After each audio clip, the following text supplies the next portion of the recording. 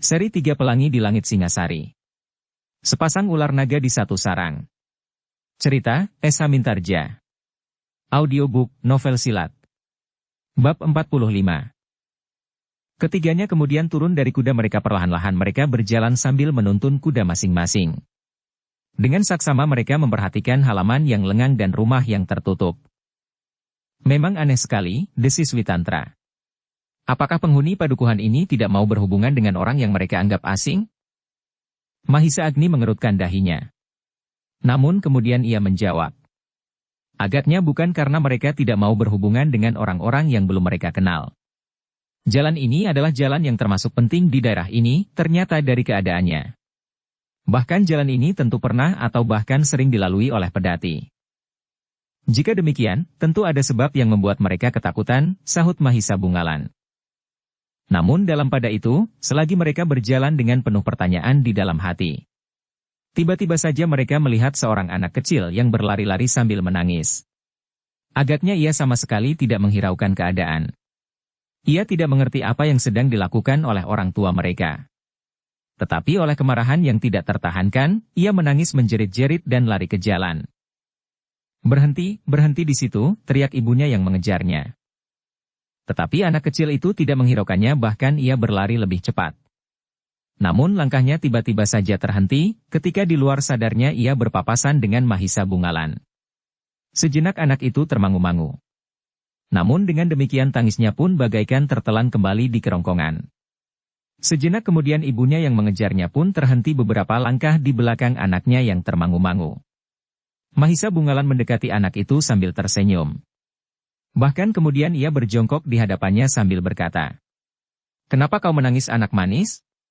Anak itu surut selangkah. "Oh, aku mempunyai sebuah permainan yang baik," berkata Mahisa Bungalan. "Dengarlah. Jangan menangis." Anak itu mundur lagi selangkah, sementara ibunya menjadi bingung. "Aku tidak apa-apa," desis Mahisa Bungalan. "Hi, kau pernah naik kuda?" Anak itu mulai tertarik kepada kuda Mahisa Bungalan. "Kau adalah anak yang berani. Marilah, naiklah." Anak itu masih ragu-ragu, tetapi ibunya lah yang berteriak, "Kemarilah Nger. Kemari. Nanti ayahmu mencarimu jika ia pulang dari sawah." Mahisa Bungalan memandang perempuan itu sejenak, lalu ia pun berdiri sambil berkata, "Nyai, apakah anak ini anak Nyai?" Perempuan itu justru menjadi ketakutan. "Kami tidak akan berbuat apa-apa. Kami hanyalah sekedar lewat." Ternyata padukuhan ini terasa sepi dan lengang meskipun hari masih siang. Perempuan itu masih tetap berdiam diri. "Nyai, jika Nyai keberatan memberikan keterangan apapun juga, apakah Nyai dapat menunjukkan di mana rumah Ki Buyut dari padukuhan ini?" Perempuan itu tidak segera menyahut.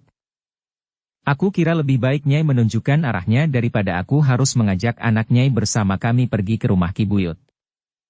Jangan bawa anak itu." Mahisa Bungalan tersenyum.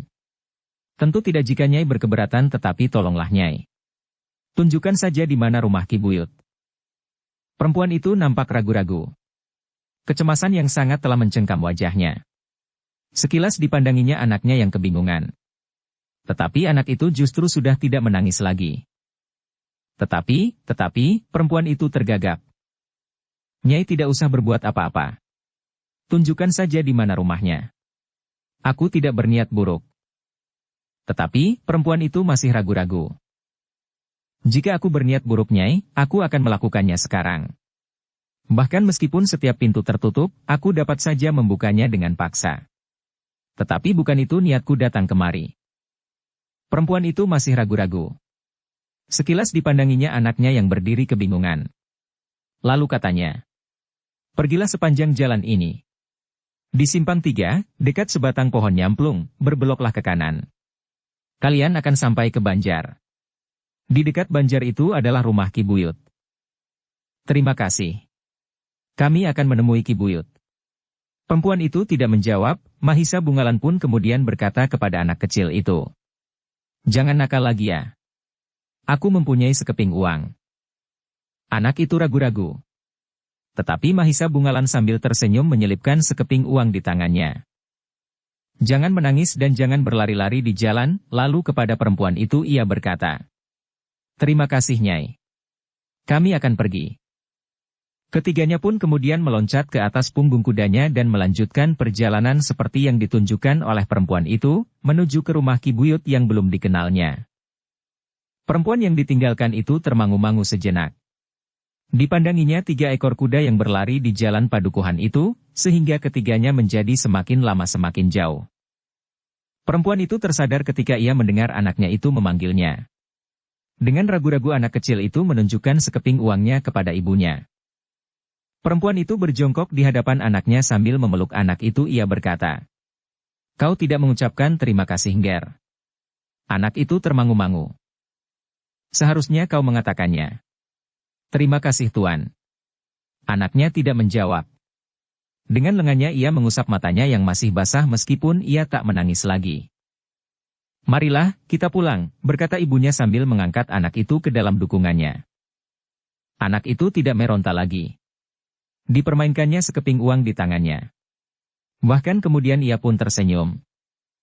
Sementara itu, Mahisa Bungalan, Mahisa Agni dan Witantra telah berbelok di simpang 3 di bawah sebatang pohon nyamplung.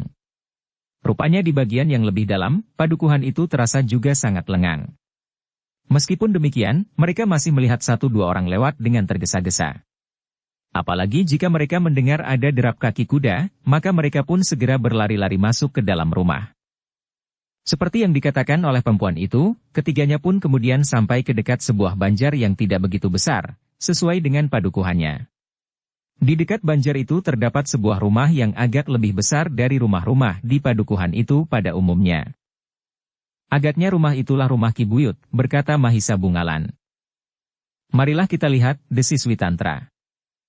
Ketiganya pun kemudian dengan ragu-ragu dan hati-hati memasuki regol halaman rumah yang agak besar itu. Terasa juga betapa lengangnya.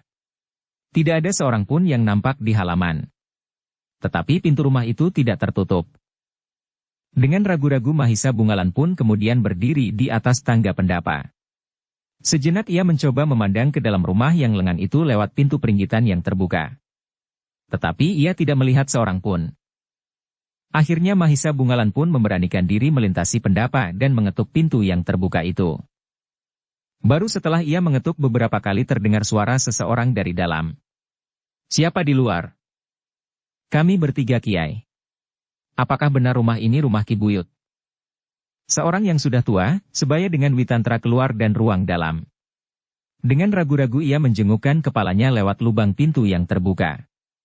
Dengan tegangnya ia memandang Mahisa Bungalan yang berdiri di dekat pintu itu, kemudian 2 orang yang masih berada di tangga pendapa. "Siapakah kalian Kisanak?" "Kami adalah orang-orang Singasari Ki Buyut," jawab Mahisa Bungalan. Ia sadar bahwa jawabannya tidak boleh membuat orang itu semakin ketakutan. "Singasari?" Orang itu mengerutkan keningnya. "Lalu apakah keperluanmu?" "Apakah aku berhadapan dengan Ki Buyut?" Orang itu ragu-ragu. Namun kemudian ia mengangguk. Katanya, "Ya, aku Buyut di padukuhan ini." "Terima kasih Ki Buyut.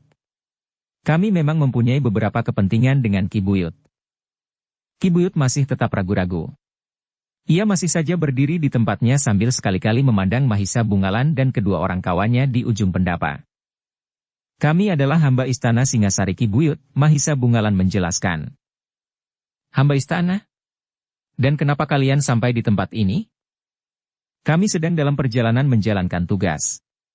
Ki Buyut termangu-mangu sejenak. Namun menilik sikap dan kata-kata Mahisa Bungalan ia mulai menduga bahwa ketiga orang itu bukannya orang-orang yang bermaksud jahat. "Duduklah," ia pun kemudian mempersilahkan ketiganya duduk di pendapa. Di atas sehelai tikar pandan yang memang sudah terbentang. Mahisa Bungalan memberikan isyarat kepada kedua orang pamannya agar mereka pun duduk di tikar itu bersamanya, sementara Ki Buyut masuk ke dalam rumahnya, yang agaknya sedang membenahi pakaiannya.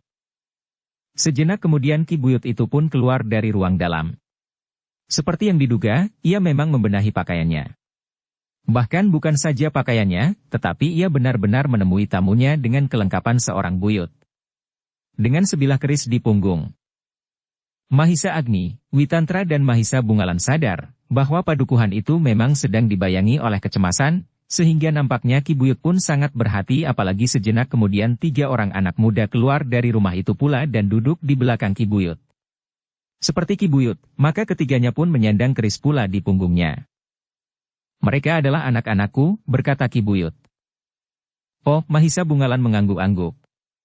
Ketiga-tiganya Ki Buyut. Anakku 6 orang.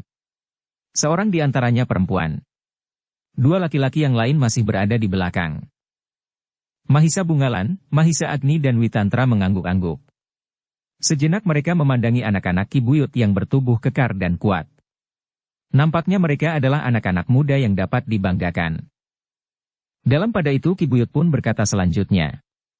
Adalah menjadi kebiasaanku untuk membawa anak-anakku yang aku anggap sudah cukup dewasa untuk menerima tamu-tamuku bersamaku. Oh, Mahisa Bungalan mengangguk-angguk. Itu adalah kebiasaan yang baik. Ayahku juga banyak memberikan kesempatan kepadaku seperti Ki Buyut. Bahkan ayahku dalam beberapa hal menyerahkan persoalan kepadaku.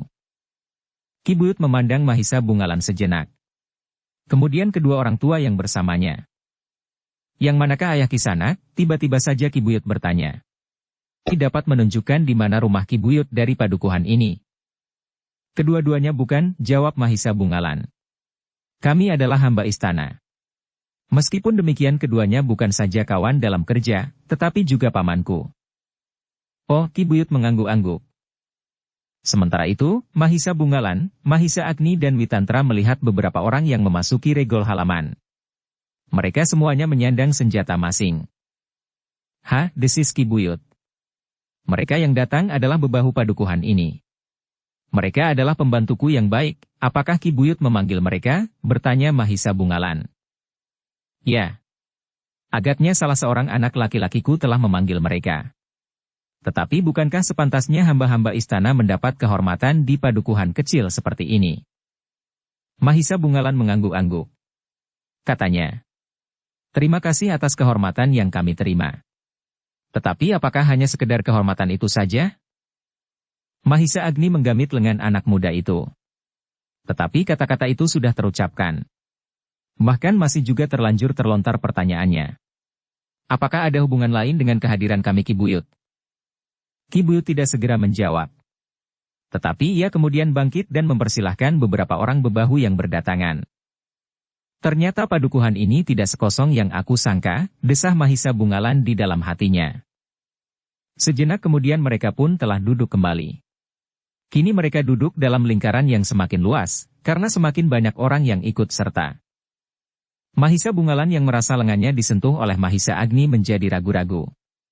Tetapi agaknya bahwa Ki Buyut dapat meraba maksud pertanyaan yang telah terlontar. Ternyata ia kemudian bertanya. Maaf Kisanak. Apakah Kisanak merasa sesuatu yang lain dari sambutan kami? Pertanyaan itu memang membingungkan. Tetapi ternyata Mahisa Bungalan tidak mau menyimpan persoalan sekedar di dalam hati. Karena itu, maka ia pun menjawab. Agaknya memang demikian Ki Buyut. Sejak aku memasuki padukuhan ini, aku sudah merasa ada suasana yang lain dengan padukuhan-padukuhan yang pernah aku lalui sepanjang perjalananku. Dan kini, suasana penerimaan yang terasa lain dari keramahan yang mantap. Kehadiran anak-anak Ki Buyut dan sekarang para bebahu, tentu bukan sekedar cara untuk menyambut kedatangan hamba istana di padukuhan terpencil dan kecil seperti ini. Tetapi tentu ada hubungannya dengan kelengangan yang nampak. Pada padukuhan ini, Mahisa Bungalan berhenti sejenak, lalu. Ki Buyut, justru karena itulah, apakah kami dapat bertanya, apakah sebenarnya yang telah terjadi di padukuhan ini? Ki Buyut memandang Mahisa Bungalan sejenak. Kemudian ia pun bertanya. Apakah Kisanak masih perlu bertanya? Mahisa Bungalan menjadi heran. Tetapi dengan demikian ia menjadi semakin pasti. Ki Buyut, katanya. Jawaban Ki Buyut itu semakin menjelaskan kepada kami bahwa Ki Buyut telah mencurigai kami. Tetapi seperti yang telah aku katakan, kami adalah orang-orang yang lewat dan ternyata menjumpai peristiwa yang agak lain di padukuhan ini. 3 orang berkuda merupakan sebuah teka-teki besar bagi kami dan apakah kalian dapat menjawab teka-teki itu sehingga kami tidak mencurigai kalian? Teka-teki yang mana? Bertanya Mahisa Bungalan. 3 orang berkuda. Seperti kalian juga berjumlah 3 orang. Mahisa Bungalan menjadi berdebar-debar. Ia pun segera teringat kepada 3 orang yang pernah menumbuhkan keributan karena mereka telah membunuh orang-orang berilmu hitam. Yang menurut dugaannya, mereka adalah Linggadadi dan pengiringnya atau 3 orang yang lain. Mahendra dan kedua anaknya. Tetapi seandainya yang dimaksud adalah Mahendra dan kedua anaknya, tentu mereka tidak akan menumbuhkan kecurigaan dan ketakutan di padukuhan ini. Karena itu, maka Mahisa Bungalan pun segera bertanya, seperti keterbukaan hatinya. Ki Buyut, apakah di padukuhan ini telah terjadi kerusuhan yang ditimbulkan oleh 3 orang berkuda? Karena jumlah kami juga 3, maka agaknya Ki Buyut telah mencurigai kami. Tetapi seandainya pernah terjadi sesuatu yang ditimbulkan oleh 3 orang berkuda, apakah Ki Buyut dapat menyebutkan ciri-ciri mereka? Jika ciri-ciri mereka sesuai dengan ciri-ciri yang terdapat pada kami, maka sewajarnya lah jika Ki Buyut mencurigai kami dan mungkin akan melakukan tindakan lebih jauh. Untuk beberapa saat lamanya Ki Buyut termangu-mangu. Namun kemudian terdengar salah seorang anak Ki Buyut menggeram. Tentu kami tidak akan dapat mengatakan ciri apapun juga. Seandainya ada juga ciri-ciri itu, maka dalam waktu yang singkat, ciri-ciri semacam itu akan segera dapat dihapuskan dan diganti dengan ciri-ciri yang lain. Mahisa Bungalan menarik nafas dalam-dalam. Dipandanginya kedua pamannya berganti-ganti, seolah-olah ia ingin mendapatkan petunjuk, apakah yang sebaiknya dikatakan kepada Ki Buyut dan orang-orangnya. Mahisa Agni termangu-mangu sejenak. Kemudian ia pun bergeser maju setapak sambil berkata, Ki Buyut, memang sulit untuk membuktikan bahwa kami yang bertiga ini berbeda dengan 3 orang berkuda yang telah datang lebih dahulu di padukuhan ini. Tidak di padukuhan ini, jawab Ki Buyut. Tidak di padukuhan ini? Bertanya Mahisa Bungalan, ya. Memang tidak. Di padukuhan ini belum pernah didatangi oleh 3 orang berkuda itu. Tetapi padukuhan di sebelah hutan rindang itu pernah mengalaminya. Padukuhan yang tidak terlalu jauh dari padukuhan ini. Apakah yang telah terjadi? Bertanya Mahisa Agni, kalianlah yang harus bercerita, apakah yang telah kalian lakukan di sana? Mahisa Agni pun menarik nafas. Lalu, Kisanak, sebenarnya lah bahwa kami tidak mengetahui apa yang telah terjadi. Kami menyadari, seandainya pernah terjadi bencana yang ditimbulkan oleh 3 orang berkuda, dan kebetulan kami juga bertiga, maka kecurigaan kalian terhadap kami adalah wajar. Tetapi karena kami benar-benar tidak mengetahui apa yang telah terjadi, maka perkenankanlah kami bertanya tentang peristiwa itu. Seorang anak Ki Buyut menyahut. Kalian ingin melepaskan tanggung jawab dan berbuat seolah-olah tidak bersalah? Kisanak, kalian ternyata telah masuk perangkap. Padukuhan ini memang berbeda dengan padukuhan di sebelah hutan itu. Mereka sama sekali tidak menduga bahwa akan terjadi sesuatu di padukuhan mereka, sehingga peristiwa itu dapat terjadi. Tetapi kalian tidak dapat berbuat seperti itu di sini. Kecuali padukuhan ini telah siap, maka anak-anak muda di padukuhan ini pun lebih banyak jumlahnya dan lebih tangkas bermain dengan senjata. Di padukuhan ini terdapat seorang bekas prajurit di masa kejayaan Tumapel. Meskipun ia kini sudah terlalu tua, tetapi ternyata ia masih sempat menurunkan ilmunya kepada kami. Anak-anak muda. Terutama kami bersaudara. Itu bagus sekali, sahut Witantra. Dengan demikian padukuhan ini akan menjadi aman. Namun justru karena itu, sudah barang tentu, kami pun tidak akan berani mengganggu padukuhan ini, siapapun kami. Ia berhenti sejenak, lalu. Karena itu, apakah Ki Buyut tidak berkeberatan mengatakan kepada kami, apakah yang telah terjadi itu? Ki Buyut mengerutkan keningnya. Lalu katanya, baiklah. Aku akan mengatakannya. Mungkin kalian telah lupa apa yang telah kalian lakukan itu. Mahisa Bungalan menelan ludahnya. Tetapi ia tidak menjawab. Kisanak, berkata Ki Buyut. 3 orang berkuda di padukuhan itu telah merampok dan membunuh anak-anak muda yang tidak siap mencoba untuk menangkapnya, tetapi justru karena itu, 2 orang telah terbunuh. 3 orang terluka parah, dan lebih dari 10 orang yang luka-luka. Oh, hanya 3 orang dapat berbuat seperti itu? Memang luar biasa. Kematian yang terjadi sangat mengerikan sekali. Kulitnya tersayat-sayat sehingga seolah-olah tidak selapis pun yang tersisa. Oh, 3 orang itu terkejut. Segera mereka menyadari bahwa yang telah melakukan itu adalah orang-orang berilmu hitam. Nah, apakah kalian sudah puas? Berkata salah seorang anak Ki Buyut yang lain. Kalian sudah mendengar bagaimana orang lain menyebut kalian sebagai orang-orang yang tidak terkalahkan. 3 orang yang dengan mudah dapat mengalahkan lebih dari 20 orang. Bahkan hampir semuanya telah terluka, ia berhenti sejenak, lalu. Nah, apakah kalian akan melakukannya di sini? Mahisa Bungalan. Mahisa Agni dan Witantra termangu-mangu sejenak. Mereka mencoba membayangkan apakah yang telah terjadi itu. Namun Mahisa Agni dan Witantra mengambil kesimpulan bahwa ketiga orang itu tentu bukannya murid-murid perguruan ilmu hitam yang baru merasa dirinya mekar. Jika demikian, maka korban tentu akan jatuh jauh lebih banyak lagi. Yang terbunuh tentu bukannya hanya 2 orang. Tetapi mungkin semuanya. Agaknya justru orang terpenting dari perguruan itulah yang telah melakukannya, sehingga nafsunya untuk membunuh anak-anak tidak seganas murid-muridnya, berkata Mahisa Agni dan Witantra di dalam hatinya. Agaknya keduanya mempunyai dugaan yang sama. Sedangkan Mahisa Bungalan yang masih muda tidak mempertimbangkan lebih jauh. Baginya, siapapun orangnya, tetapi tentu orang berilmu hitam itulah yang melakukannya. Namun dalam pada itu, seorang anak Ki Buyut yang lain berkata, "Nah, apakah yang akan kalian lakukan di sini sekarang? Kami sudah siap menghadapi kalian. Meskipun kalian berhasil membunuh di padukuhan di pinggir hutan itu, namun, kalian tidak akan dapat melakukannya di sini. Dan barangkali juga di padukuhan-padukuhan yang lain yang telah menjadi bersiaga pula." Mahisa Bungalan, Mahisa Agni dan Witantra menjadi bingung, bagaimana harus meyakinkan mereka. Rasa-rasanya mereka telah memasuki padukuhan yang salah, yang melibatkan mereka ke dalam kesulitan. Kedatangan mereka di padukuhan itu semata-mata karena mereka ingin bermalam. Hanya itu. Sementara itu pun langit menjadi semakin buram. Warna merah di langit menjadi semakin pudar pula. Beberapa orang nampak mulai menyalakan obor di serambi pendapa. Tidak hanya 2 atau 3. Tetapi seakan-akan halaman itu pun kemudian menjadi terang benderang. Apakah artinya ini? Desis Mahisa Bungalan tertuju kepada dirinya sendiri. Karena ketiga orang berkuda itu untuk beberapa saat lamanya hanya termangu-mangu saja, maka seorang anak Ki Buyut pun berkata pula. "Nah, apakah yang akan kalian lakukan?"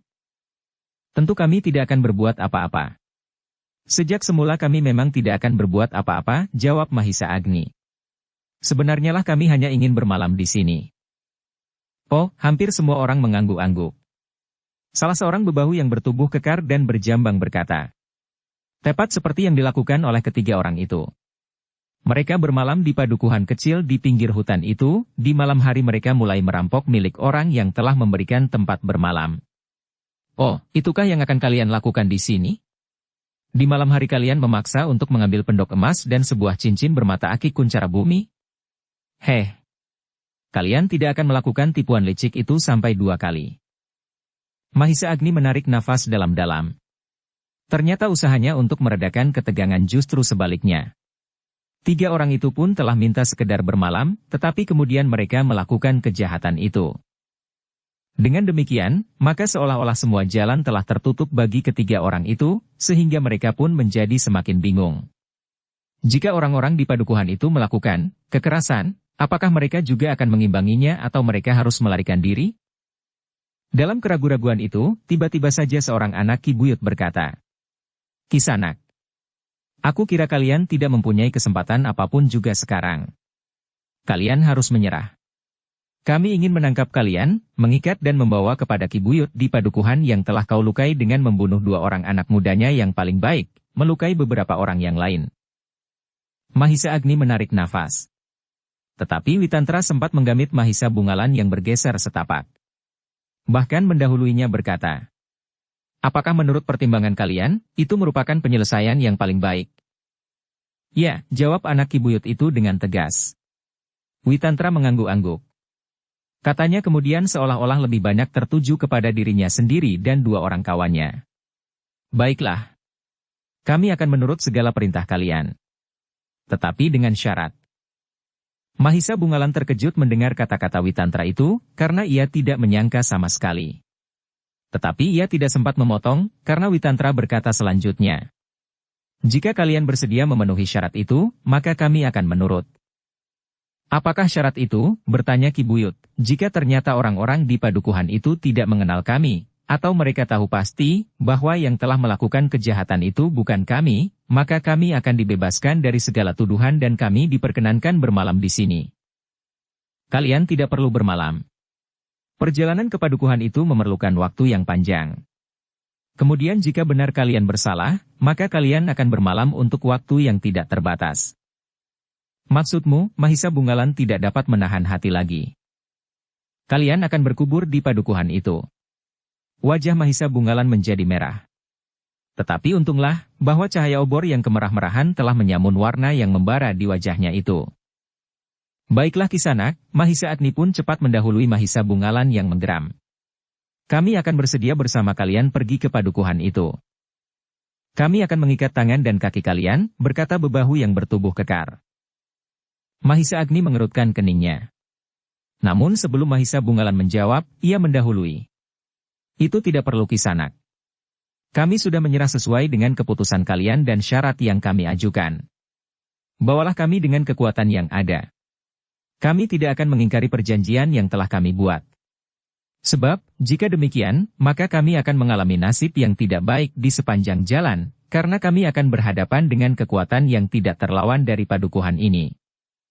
Beberapa saat lamanya Ki Buyut mempertimbangkan kata-kata Mahisa Agni, sementara Mahisa Agni pun menjadi cemas. Adalah tidak akan mungkin Mahisa Bungalan menyerahkan tangan dan kakinya untuk diikat. Dan apakah agaknya ia sendiri dan Witantra bersedia?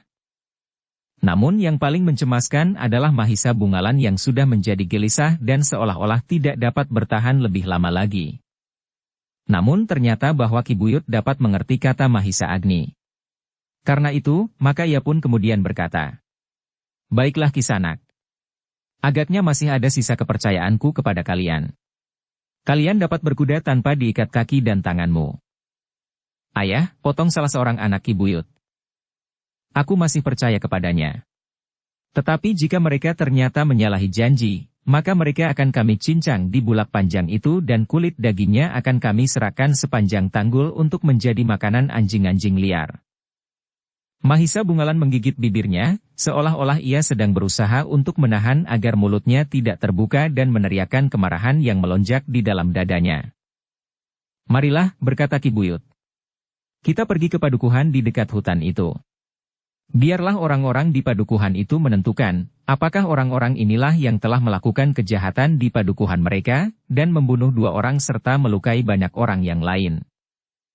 Nampaknya anak-anak Ki Buyut tidak puas dengan keputusan ayahnya itu. Tetapi mereka tidak dapat berbuat apa-apa. Mereka harus menurut seperti yang dikatakannya meskipun mereka tidak sependapat. "Kita mengawal mereka dengan kuat," berkata salah seorang dari anak Ki Buyut itu. Yang lain tidak menjawab. Tetapi mereka bersiaga untuk membawa ketiga orang itu dan bertindak dengan cepat apabila ketiga orang itu mencoba berbuat sesuatu yang tidak mereka kehendaki di sepanjang jalan. Ternyata anak-anak Ki Buyut itu merasa bahwa mereka adalah termasuk orang-orang berilmu. Di sekitar padukuhan mereka, maka mereka adalah orang-orang yang paling disegani, karena mereka telah mempelajari ilmu kanuragan dari bekas seorang prajurit di masa kejayaan Tumapel. Meskipun prajurit itu sudah cukup tua, tetapi mereka masih sempat mendapat tuntunan yang memadai bagi keselamatan padukuhannya. Demikianlah, maka padukuhan itu rasa-rasanya telah berubah menjadi riuh. Jika semula padukuhan itu nampak lengang dan sepi, justru semakin gelap, padukuhan itu rasa-rasanya telah terbangun dari tidurnya yang lelap. Sejenak kemudian, maka sebuah iringan telah meninggalkan halaman rumah Ki Buyut. 3 orang berkuda dikawal oleh beberapa orang yang dianggap terkuat di padukuhan itu. Semua anak laki-laki Ki Buyut ikut serta bersama Ki Buyut sendiri dan 10 orang lain yang pernah mempelajari olah kanuragan pula pada bekas prajurit Tumapel itu. Dengan demikian maka, seolah-olah sepasukan berkuda telah siap berangkat ke medan perang dengan mendambakan kemenangan. Mahisa Bungalan menjadi sangat gelisah mengalami perlakuan itu. Namun ketika ia berpaling memandangi wajah Mahisa Agni, di dalam keremangan bayangan cahaya obor, nampak ia tersenyum. "Paman tidak tersinggung mengalami perlakuan ini?" Mahisa Agni menarik nafas. Katanya, "Tentu saja aku merasa tersinggung. Tetapi terhadap orang-orang yang tidak mengerti seperti Ki Buyut dan anaknya, apakah yang sebaiknya kita lakukan? Mahisa Bungalan beralih memandang Witantra. Tetapi kesan wajah orang tua itu pun tidak berbeda dengan kesan yang ditangkapnya di wajah Mahisa Agni. Ketika mereka keluar dari jalan padukuhan, dua orang berkuda telah mendahului mereka dan berkuda di paling depan. Sedangkan di antara para pengiring, terdapat beberapa orang yang membawa obor. Di sepanjang jalan yang mereka lalui, agaknya iring-iringan itu benar-benar telah menarik perhatian ketika mereka mendekati sebuah padukuhan, maka padukuhan itu menjadi gempar. Setiap laki-laki segera mencari senjata, jenis apapun yang dapat mereka ketemukan, karena mereka pun telah pernah mendengar berita tentang 3 orang yang telah melakukan kejahatan di padukuhan di dekat hutan kecil itu, sehingga mereka pun telah bertekad untuk bersiaga setiap saat menghadapi segala kemungkinan. Ketika memasuki padukuhan itu, maka 2 orang yang sudah dikenal mendahului iring-iringan itu dan memberitahukan siapakah yang akan lewat. 3 orang penjahat itu dapat kalian tangkap tanpa perlawanan? Bertanya seorang anak muda. Ya, mereka semula ingin bermalam di rumah Ki Buyut. Tetapi langsung Ki Buyut menangkap mereka dan membawa mereka ke padukuhan di pinggir hutan itu untuk meyakinkan apakah benar mereka yang bersalah. Oh, anak muda itu mengangguk-angguk. Sudah sepantasnya demikian. Putra-putra Ki Buyut itu adalah anak-anak muda yang tidak ada imbangannya di daerah ini. Adalah nasib malang yang telah membenturkan 3 orang penjahat itu dengan anak-anak Ki Buyut. Ternyata Mahisa Bungalan dapat mendengar percakapan itu meskipun tidak seluruhnya. Terasa darah mudanya bagaikan menggelegak di dadanya. Namun setiap kali ia berpaling kepada kedua orang pamannya, nampaknya mereka masih tetap tenang dan bahkan seakan-akan sama sekali tidak mengacuhkan atas apa yang sedang terjadi. Dalam pada itu, maka iringkan itu berjalan terus, melalui bulak-bulak panjang dan jalan-jalan padukuhan yang suram, namun dengan demikian iring-iringan itu rasa-rasanya semakin lama menjadi semakin panjang. Beberapa anak muda yang mempunyai seekor kuda di padukuhan-padukuhan yang dilewati, yang sempat mengambil kuda-kuda mereka, segera menggabungkan diri pada iringkan itu untuk melihat apa yang akan terjadi di padukuhan yang pernah mengalami bencana itu. Jika benar-benar ketiga orang itu yang telah melakukan kejahatan, maka mereka pun akan mengalami nasib yang sama seperti kedua orang yang terbunuh dengan tatu arang keranjang itu, desis seorang anak muda. Lebih dari itu, kemarahan orang-orang di padukuhan itu agaknya tidak akan dapat terbendung lagi. Mungkin mereka bertiga akan dicincang sampai lumat dengan perlahan-lahan, sahut yang lain. Ah, tentu tidak, berkata seorang anak muda yang sudah nampak lebih matang. Jika mereka harus dibunuh, mereka akan dibunuh. Tetapi tidak dengan cara yang biadab. Jika kita pun melakukan hal yang serupa, lalu apakah bedanya antara mereka dan kita? Mereka sudah mendahului. Mereka telah membangkitkan kemarahan kami, sahut anak muda yang pertama. Jika kami melakukannya, itu adalah semacam hukuman yang setimpal bagi mereka. Tetapi kita memiliki perasaan yang seharusnya lebih dalam tentang perikemanusiaan. Itulah yang agaknya tidak mereka miliki. Yang lain tidak menyahut lagi. Tetapi dari sorot matanya nampak dendam yang menyala meskipun ia tidak mengalami perlakuan yang ganas dari ketiga orang penjahat itu. Demikianlah iring-iringan berobor itu menjadi semakin lama semakin dekat dengan padukuhan di pinggir hutan itu. Di tengah-tengah bulak nampaknya bagaikan seekor ular yang bersisikan bara sedang merambat dengan cepat, meluncur seolah-olah sedang menyergap mangsanya. Kalian melihat obor-obor itu, tiba-tiba seorang peronda di padukuhan di dekat hutan itu berdesis. Ya. Agaknya menuju kemari, jawab yang lain. Apakah mereka kawan-kawan penjahat itu? Jika demikian, kita akan celaka. Bukan hanya 2 orang yang akan terbunuh, tetapi semua laki-laki akan mati. Agaknya demikian jika kita dengan sukarela menyerahkan kepala kita. Kita sekarang sudah bersiaga. Beberapa saat yang lampau, peristiwa itu terjadi demikian mengejutkan sehingga kita tidak sempat berbuat apa-apa. Yang lain mengangguk-angguk. Namun kemudian wajahnya menjadi tegang. Ya. Mereka menuju kemari. Siapkan semua laki-laki. Tiba-tiba terdengar perintah pemimpin peronda itu, seorang dari kalian, pergi ke rumah Ki Buyut dan melaporkan, bahwa iringan berkuda dan berobor sedang menuju kemari. Seorang dari mereka pun kemudian dengan tergesa-gesa pergi ke rumah Ki Buyut, sedang yang lain dengan tergesa-gesa pula memanggil setiap orang laki-laki, dengan beruntun yang seorang kepada yang lain dengan demikian, maka dalam waktu yang singkat, setiap orang telah mendengar, bahwa sebuah iring-iringan berobor sedang meluncur dengan cepat menuju ke padukuhan mereka. Karena itulah maka mereka pun segera mempersiapkan diri untuk menghadapi segala kemungkinan. Mereka tidak mau membiarkan diri mereka dibantai dengan semena-mena. Siapkan kentongan, perintah Ki Buyut yang kemudian telah berada di antara orang-orangnya. Jika ternyata mereka penjahat-penjahat, maka bunyikan tengara, agar orang-orang dari padukuhan sebelah menyebelah mendengar dan datang membantu. Kami sudah membuat perjanjian dengan mereka, bahwa dalam keadaan yang gawat, kita akan saling membantu. Bagaimanapun juga kemampuan para penjahat, jika jumlah kita berlipat ganda, maka mereka tidak akan dapat berbuat banyak. Mungkin akan jatuh banyak korban di antara kita. Tetapi mereka harus kita musnahkan. Beberapa orang pun kemudian menyiapkan kentongan. Tidak hanya di satu tempat, tetapi di beberapa tempat yang sudah ditentukan. Padukuhan itu pun bagaikan telah diguncang oleh kegelisahan. Berpuluh-puluh orang laki-laki termasuk anak-anak mudanya telah bersiap menghadapi segala kemungkinan. Meskipun mereka tidak memiliki kemampuan berkelahi, tetapi mereka telah dibakar oleh dendam karena peristiwa yang pernah terjadi. Apalagi mereka telah saling bersepakat dengan orang-orang di padukuhan sebelah menyebelah, jika terjadi sesuatu, maka mereka akan menghadapi bersama-sama. Sejenak orang-orang di padukuhan itu menunggu. Tetapi mereka tidak berkumpul menjadi satu. Mereka membagi diri dalam kelompok-kelompok yang terpencar. Iring-iringan berkuda itu meluncur semakin dekat namun agaknya seperti yang selalu dilakukan, di antara mereka dua orang telah mendahului yang lain untuk memberitahukan, agar tidak terjadi salah paham. Namun agaknya dendam yang membara di hati setiap laki-laki di padukuhan itu benar-benar telah siap untuk meledak. Itulah sebabnya, maka setiap orang di antara mereka telah mencabut senjata mereka masing-masing untuk menghadapi segala kemungkinan. Namun demikian, mereka masih belum membunyikan tengara untuk memanggil tetangga-tetangga di padukuhan sebelah menyebelah. Dalam pada itu, ketegangan semakin mencengkam setiap orang yang menunggu kedatangan iring-iringan berkuda itu. Bahkan ada di antara mereka yang sudah tidak sabar lagi untuk menunggu lebih lama di kegelapan. Ternyata kehadiran dua orang yang mendahului iring-iringan itu telah sangat menarik perhatian. Beberapa orang segera berloncatan ke tengah jalan untuk menghentikan kedua orang berkuda yang mendahului iringkan berobor itu. Kedua orang berkuda itu segera menarik kekang, sehingga kedua ekor kuda itu pun berhenti dengan serta-merta.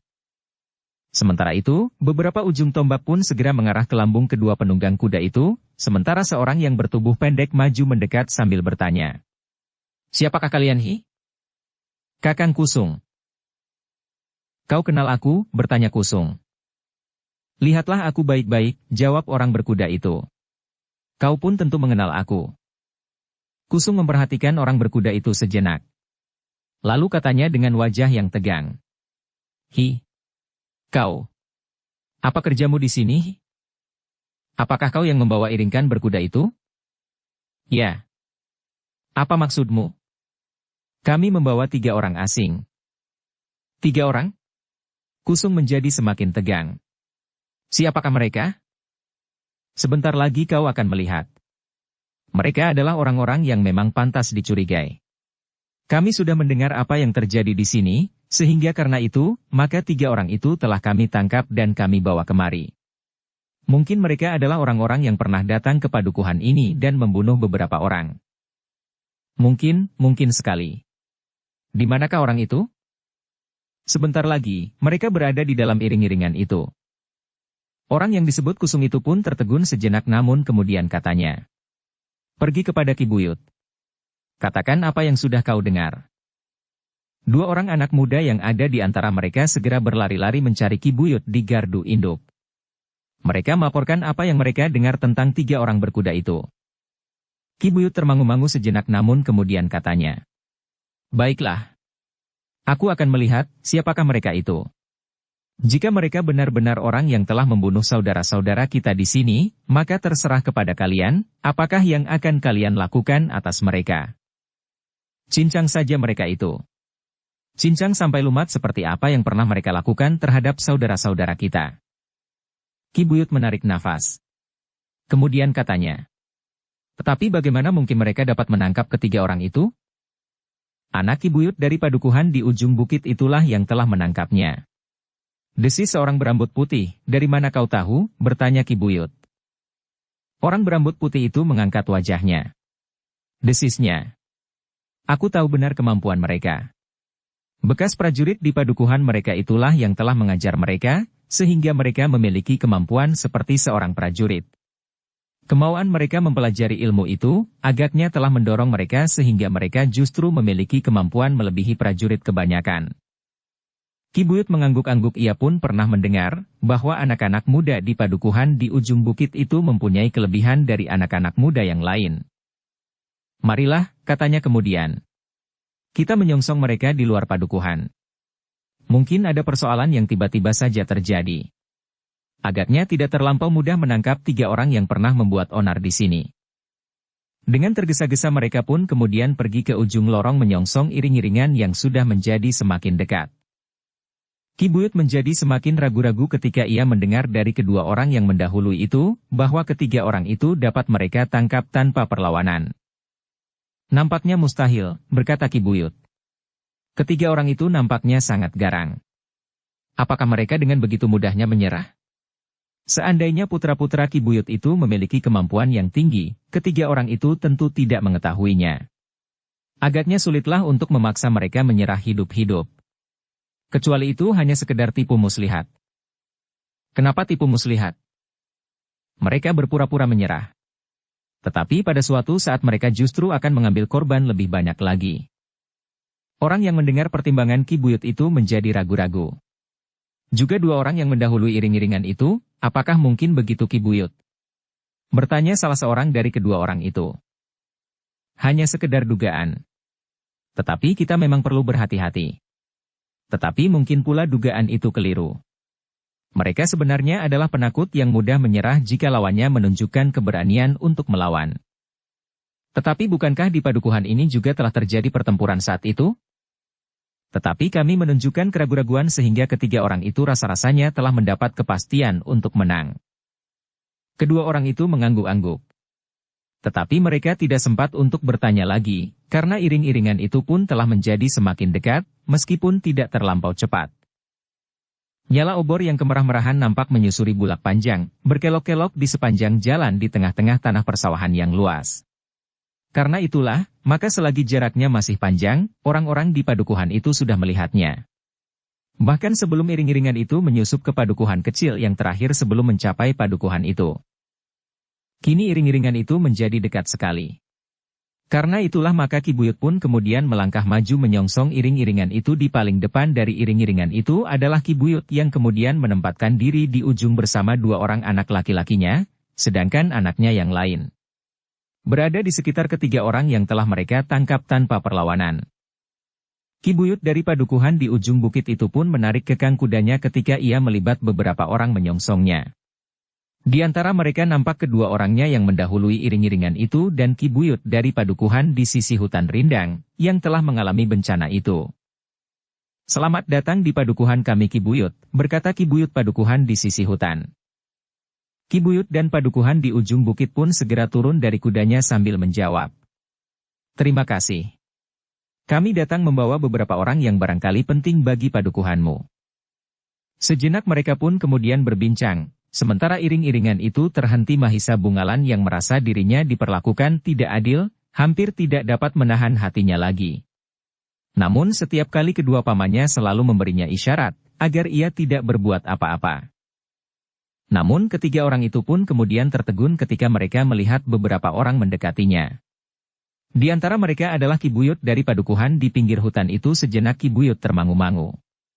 Di bawah cahaya obor, ketiganya diamat-amati seperti tertuduh yang akan mendapat pengadilan.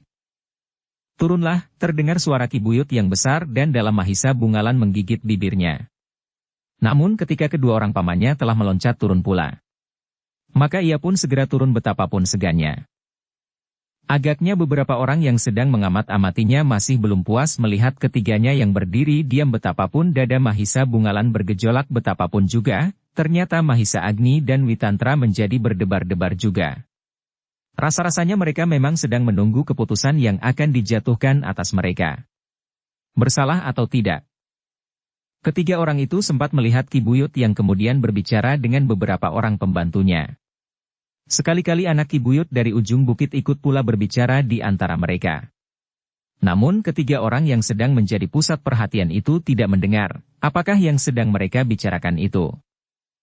Tetapi ketiga orang itu terkejut ketika mereka tiba-tiba saja mendengar seseorang berbicara cukup keras. Aku tidak peduli. Mereka tentu kawan-kawan dari tiga orang berkuda yang terdahulu, yang dengan semena-mena telah membunuh di padukuhan ini. Mahisa Bungalan memandang kedua pamannya berganti-ganti. Meskipun ia tidak mengatakan sesuatu, namun terdengar giginya gemeretak menahan kemarahan yang hampir meledak. Tenanglah Bungalan, bisik Witantra. Kita menunggu keputusan terakhir. Jika keputusan itu menjerat leher kita, apakah yang akan kita lakukan? Hus, desis Witantra. Jangan terlalu keras. Jika mereka mendengarnya, tentu akan mempengaruhi keputusan yang akan mereka ambil. Mahisa Bungalan terdiam. Pembicaraan di antara orang-orang padukuhan itu menjadi perlahan-lahan lagi, sehingga Mahisa Bungalan, Mahisa Agni dan Witantra tidak dapat mendengarnya. Tetapi mereka mengerti bahwa agaknya pembicaraan di antara mereka menjadi agak kusut karena nampaknya ada perbedaan pendapat di antara mereka. Tetapi sekali lagi terdengar suara agak keras. Kita perlu menelitinya lebih dalam lagi Ki Buyut. Tiga orang bukannya suatu kebetulan saja. Mungkin telah menjadi kebiasaan mereka untuk selalu berkuda bertiga dalam pengembaraan mereka mencari korban. Tetapi sikap dan tutur katanya tentu akan memberikan ciri yang lebih jelas, terdengar suara lain. Marilah, kita bertanya kepada mereka. Tentu kalian akan terperdaya, suara itu pernah dikenal oleh ketiga orang yang sedang menjadi pusat pembicaraan itu. Mereka tentu akan menunjukkan sikap dan sifat yang baik.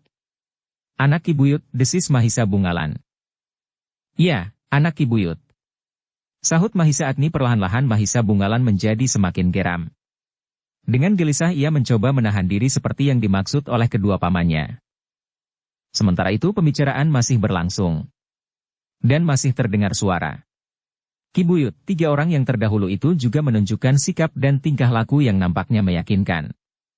Tetapi ternyata bahwa tidak ubahnya seperti iblis yang paling jahat. Ya, sahut yang lain. Tidak ada pembicaraan apapun yang perlu dilakukan. Kita sudah siap untuk menghukum mereka.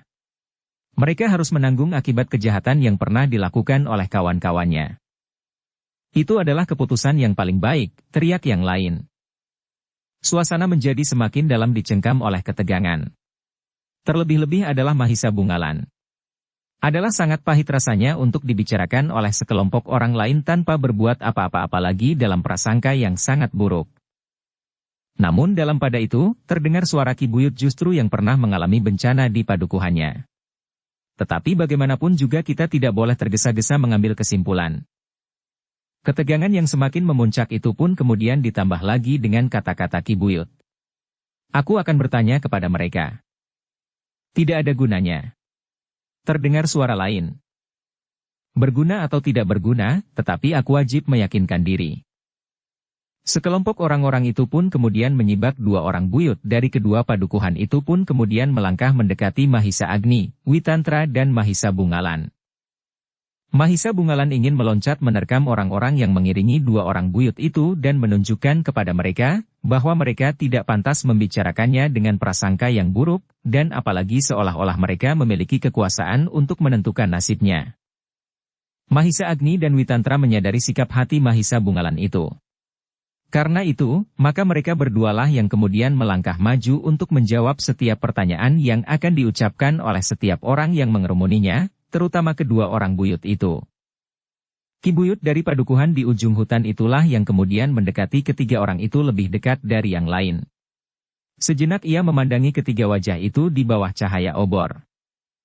Kalian memang bukan orang-orang yang pernah membunuh saudara-saudaraku sepadukuhan di sini, berkata Ki Buyut. Baru kali ini aku melalui daerah ini Ki Buyut, jawab Mahisa Agni, tetapi kawan-kawanmu tentu pernah bercerita kepadamu tentang daerah ini, terdengar seseorang mendahului Ki Buyut. Kisanak, berkata Witantra. Seandainya seorang atau lebih dari kawan-kawanku bercerita tentang daerah ini, maka aku kira justru aku tidak akan tersesat sampai ke daerah ini. Karena aku tentu tahu, bahwa daerah ini akan menjadi sangat mudah tersinggung seperti yang sebenarnya terjadi.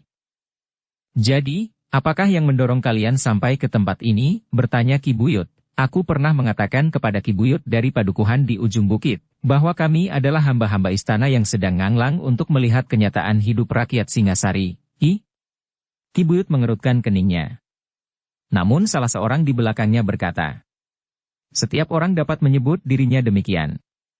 Hamba istana, bahkan senapati sekalipun, tetapi dapatkah mereka bertiga menunjukkan pertanda itu? Apakah pertanda yang kau kehendaki? Bertanya Witantra. Tidak seorang pun yang menjawab. Mereka tidak dapat menyebutkan pertanda apapun bagi hamba istana meskipun mereka sedang bertugas selain pakaiannya apabila ia seorang prajurit, dan bagi hamba yang lain adalah wujud lahiriah yang pertama-tama juga nampak pada pakaian yang lain dari orang-orang padesan. Dan nampaknya ketiga orang itu juga berpakaian lebih baik dari orang-orang padukuhan itu. Tetapi ketiga orang yang pernah merusak ketentraman padukuhan ini pun berpakaian lebih baik, kata orang itu di dalam hatinya. Karena tidak ada yang menjawab, maka Witantra pun berkata selanjutnya. Ki Buyut, katakanlah, apa yang harus kami lakukan untuk membuktikan bahwa kami memang bukan orang-orang yang kalian maksud sebagai orang-orang jahat? Ki Buyut menggelengkan kepalanya. Katanya, tidak ada yang dapat aku katakan. Memang sulit sekali membedakan, siapakah yang jahat, dan siapakah yang bukan sekarang ini. Tetapi apakah keterangan kami tidak meyakinkan? Bertanya Mahisa Agni. Kami adalah hamba-hamba istana yang seperti kami katakan, sedang mengalami kehidupan rakyat Singasari. Terakhir kami akan pergi ke Panawijen dan kemudian melihat taman di Padang Karautan, bekas taman yang dibuat pada masa kejayaan Tumapel. Kami harus melaporkan hal itu kepada Maharaja Singasari yang sekarang, karena Baginda mungkin sekali ingin membangun kembali taman yang pernah menjadi taman impian setiap keluarga istana Tumapel itu. Kau mengenal Panawijen? Tentu Ki Buyut. Penjahat-penjahat seperti mereka mengenal setiap padukuhan dimanapun juga. Apalagi padukuhan-padukuhan yang dapat memberikan kemungkinan untuk mendapatkan barang-barang rampasan, terdengar suara yang serak. Suara anak Ki Buyut di ujung bukit Mahisa Bungalan menjadi gemetar. Bukan oleh ketakutan. Tetapi darah mudanya yang menggelegak di dadanya, rasa-rasanya sudah tidak tertahankan lagi. Dan jantungnya di dalam dada itu rasa-rasanya memang akan meledak. Ki Buyut, berkata Mahisa Agni kemudian. Jika persoalannya menjadi sangat rumit dan ketiadaan keyakinan untuk mempercayai kami, maka kami kira tidak ada jalan lain bagi kami untuk meninggalkan padukuhan yang manapun juga di sekitar daerah ini. Usaha kami untuk dengan jujur bahwa kami bukan penjahat-penjahat itu, namun kami tetap tidak mendapat tempat. Karena itu, baiklah kami mohon diri dan akan pergi sejauh-jauhnya. Karena kami memang akan pergi ke Panawijen. Suasana yang tegang menjadi bertambah tegang. Beberapa orang saling berpandangan. Namun tiba-tiba seorang anak muda yang bertubuh kekar dan berkumis lebat menyibakkan beberapa orang yang mengerumuni sambil berkata, "Kau begitu enaknya akan pergi begitu saja. Adikku telah dibunuh oleh kawan-kawanmu, pamanku terluka parah dan beberapa orang sahabatku terluka pula." "Tetapi kami tidak tahu menahu akan hal itu Kisanak," jawab Mahisa Agni. "Omong kosong. Adikku itu pun tidak tahu menahu apapun tentang kawan-kawanmu itu. Tetapi ia harus menjadi korban bersama beberapa orang lain." Orang itu menggeram, lalu, "Tidak. Kalian tidak dapat pergi. Kalian akan kami ikat di depan Banjar untuk menerima hukum picis." Mahisa Bungalan bergeser setapak, tetapi Witantra menggamitnya. "Kisanak," berkata Mahisa Agni. "Kenapa kalian tidak dapat berpikir bening? Jika kami adalah kawan-kawan dari orang-orang yang telah membunuh saudara-saudaramu, maka kami tentu tidak akan dapat kalian paksa untuk menyerah begitu saja, seandainya jumlah kami terlampau sedikit dibandingkan dengan jumlah kalian, namun percayalah, bahwa jika kami berniat, seperti orang-orang yang kalian sebut kawan-kawan kami itu, tentu akan dapat membunuh lebih banyak dari 2 orang dan melukai lebih dari 15. Nah, kalian dengar," teriak anak muda itu kepada kawannya. "Orang ini sudah mengaku." "Kau salah paham," bantah Mahisa Agni. "Maksud kami, jika kami benar-benar kawan orang berkuda ini. Persetan, jangan ingkar. Kepung mereka rapat. Jika mereka melawan, lumpuhkan mereka. Aku tetap menghendaki pembalasan yang setimpal atas kematian adikku dan saudara-saudaraku. Karena itu, aku menghendaki mereka ditangkap hidup dan mendapat hukuman picis. Mahisa Bungalan benar tidak lagi dapat menahan hati. Dengan suara gemetar ia berbisik di telinga Mahisa Agni. Dan paman masih akan tetap bersabar. Mahisa Agni tidak menghiraukannya. Bahkan ia masih berkata kepada anak muda itu. Jangan memaksa kami untuk melakukan kekerasan Kisanak. Sekali lagi aku minta, lepaskan kami pergi. Kami tidak akan berbuat apa-apa. Setelah terbayang kegagalan dan hukuman yang paling pantas bagi kalian, maka kalian mengambil sikap lain. Tidak. Kalian akan kami tangkap. Kami akan menunggu selama 3 hari. Jika dalam 3 hari kawanmu yang membunuh itu tidak dapat kami tangkap atau datang dengan sukarela untuk membebaskan kalian, maka kalian benar-benar akan kami hukum picis. Sebelum Mahisa Agni berkata sesuatu, Mahisa Bungalan sudah berbisik pula. Dan paman akan dengan sabar menunggu 3 hari? Tidak paman. Aku akan bertindak sekarang. Mahisa Agni menarik nafas. Ia sadar bahwa Mahisa Bungalan tentu tidak akan dapat dikendalikan lagi. Bahkan mungkin ia akan melakukan kekerasan yang tidak terkendalikan karena darah mudanya yang mendidih. Ulurkan tangan dan kaki kalian, teriak anak muda berkumis itu. Kalian adalah tawanan kami. Kebebasan kalian tergantung sekali kepada ketiga kawan-kawanmu yang telah membunuh dengan semena-mena di sini. Mahisa Bungalan menggeram. Namun yang terdengar adalah suara salah seorang anak Ki Buyut di ujung bukit. Itu adalah keputusan mereka yang mengalami perlakuan di luar peri kemanusiaan. Kami hanya dapat mendukung keputusan itu dan akan ikut melaksanakannya pula. Memang tidak ada pilihan lain bagi kalian. Kesempatan yang 3 hari itu adalah wujud kebaikan hati yang jarang sekali dapat dicari. Nah, sekarang menyerahlah, terdengar suara yang lain. Ki Buyut dari padukuhan di pinggir hutan itu nampak termangu-mangu. Tetapi ia tidak mengubah sikap anak muda yang bertubuh kekar itu. Menurut pertimbangannya, waktu yang 3 hari itu sudah seimbang dengan kemungkinan-kemungkinan yang manapun juga bagi ketiga orang itu, sesuai dengan kejahatan yang dilakukan oleh kawan-kawan mereka. Tetapi bagaimanakah jika mereka benar-benar tidak mengenal ketiga orang itu, dan bahkan mereka adalah benar-benar hamba istana? Pertanyaan itu kadang-kadang terselip juga di hati Ki Buyut. Tetapi ia tidak akan berdaya untuk mengubah keputusan anak-anak muda beberapa saat suasana dicengkam oleh ketegangan yang memuncak. Mahisa Bungalan benar-benar menjadi gelisah dan gemetar. Rasa-rasanya ia sudah siap meloncat menghantam anak muda bertubuh kekar itu. Mereka bukan lawanmu Bungalan, bisik Witantra. Jika kau tidak mampu mengendalikan perasaanmu, kau akan menambah sakit hati mereka karena kematian yang bertambah-tambah. Jadi lebih baik kita sajakah yang mati? Tentu bukan begitu. Jadi bagaimana?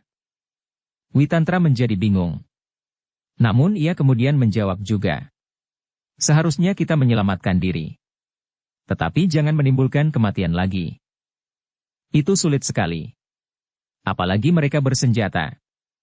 Mungkin aku tidak sengaja. Tetapi senjataku menusuk di sela-sela rusuk mereka dan menyentuh jantung. Witantra benar-benar menjadi bingung karena Mahisa Bungalan pun agaknya telah kehilangan pengendalian diri. Dalam pada itu, orang-orang yang sudah tidak sabar lagi itu pun kemudian mendesak semakin maju mendekati Mahisa Agni, Mahisa Bungalan dan Witantra. Rasa-rasanya tangan mereka sudah menjadi gatal dan tidak terkendali lagi. Mahisa Agni pun agaknya sudah tidak mampu lagi mencari dalih untuk menghindarkan perkelahian. Tetapi sudah tentu ia tidak akan melakukan seperti apa yang pernah dilakukan oleh ketiga orang yang pernah datang lebih dahulu ke padukuhan itu. Karena itu, maka ia merasa wajib untuk menemukan cara, bagaimana ia harus menghadapi orang-orang yang telah kehilangan akal itu. Tiba-tiba saja, terbersit suatu pikiran yang mungkin dapat dipergunakan untuk mengatasi kesulitan itu. Karena itu, maka ia pun berkata, Kisanak sekalian, adalah aneh sekali jika kami bertiga pun harus berkelahi melawan kalian seperti 3 orang yang telah lebih dahulu merusak ketenangan padukuhan ini. Tetapi sudah tentu bahwa kami pun tidak akan dengan sukarela menyerahkan nyawa kami karena kesalahan orang-orang yang tidak kami kenal. Apalagi kami adalah hamba-hamba istana yang membawa tugas negara. Karena itu, jika kalian tidak percaya, baiklah kita akan mengadakan sedikit permainan. Di antara kami terdapat seorang anak muda yang sebaya dengan anak-anak muda padukuhan ini yang sekarang dengan penuh dendam memandang kepada kami. Di antara mereka adalah anak-anak Ki Buyut, justru dari padukuhan di ujung bukit. Karena itu, apabila kalian menghendaki, sebaiknya kita melihat, apakah yang dapat dilakukan oleh kalian atau anak-anak muda yang kalian anggap paling berilmu di padukuhan ini. Dengan demikian, kalian akan mendapat gambaran, apakah yang akan terjadi jika kami terpaksa mempertahankan diri kami bertiga. Ketegangan rasa-rasanya menjadi semakin memuncak. Namun tiba-tiba seseorang maju sambil bertolak pinggang. Apakah maksudmu sebenarnya? Apakah kau akan menyombongkan diri bahwa kau memiliki ilmu yang pilih tanding? Tidak ada jalan lain kecuali dengan menyombongkan diri, jawab Mahisa Agni. Sekarang kita buat sebuah arena. Kita akan melihat, apakah kalian sebenarnya mampu menahan kemarahan kami, jika kemarahan itu telah benar-benar mencengkam dada kami. Bersambung ke bab 46. Dukung kami dengan subscribe, follow, like, komen dan share. Terima kasih.